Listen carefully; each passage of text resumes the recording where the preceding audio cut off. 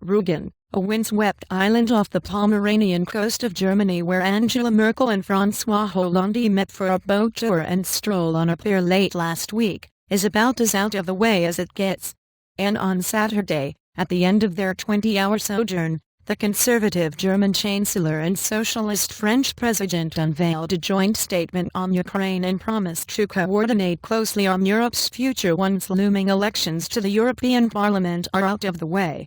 But their show of total unity, under a drizzling Baltic sky, should fool no one. Beneath the surface, Europe's most important relationship remains awkward and strained, dogged by an economic imbalance between Berlin and Paris that has seemed to widen even as the bloc's financial crisis has eased.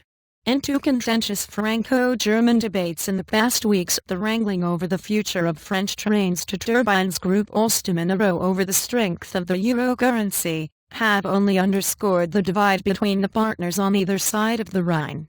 A decade ago, the French government rallied to prevent German rival Siemens from snaring Alstom's choicest assets when the French firm was on the verge of bankruptcy.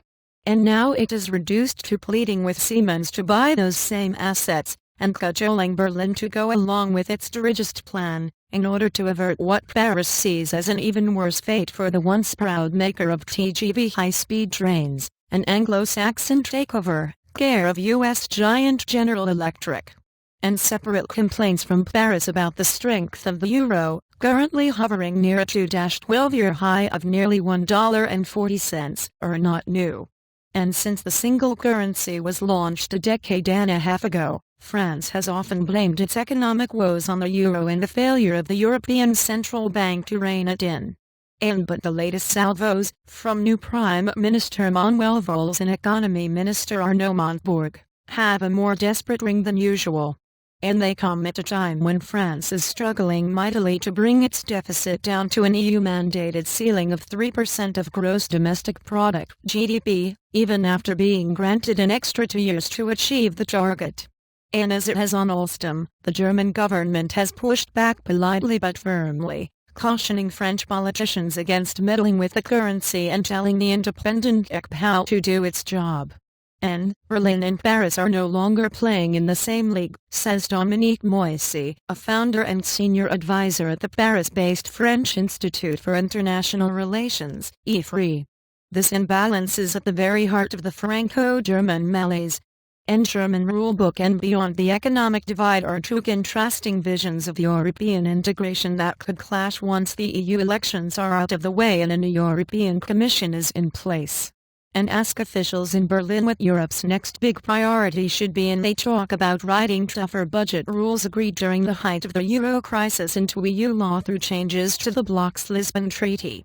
But in France, there is growing discomfort with what is seen as a German-made rulebook for Europe and strong resistance to treaty changes that risk dividing Hollande's socialists and further fueling Marine Le Pen's far-right National Front. And there's a lot of mutual frustration at the moment, said Gilles Moch, a French economist at Deutsche Bank in London. And European rules that many in France identify with Germany are coming back to bite the French government, he said, referring to the deficit debate. At the same time, there is a growing sense in France that Europe's problems can be traced back to German economic policies, its big current account surplus and an ECB that is too German. And the appointment of the next European Commission president may only deepen the anxiety level in Paris. The best-case scenario for Hollande is that Martin Schulz, a German social democrat who enjoys a close relationship with Merkel, gets the job. And the worst case is Jean-Claude Juncker, the former conservative prime minister of Luxembourg and die-hard federalist, who has publicly chastised France for blaming its woes on the euro and warned against granting Paris any special treatment on its deficit. And Ukraine wildcard, and it is not all doom and gloom between Berlin and Paris.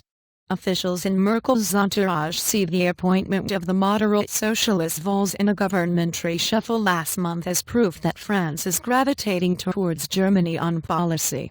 And in private, their comments are tinged with concern about the pace of change in their Western neighbor.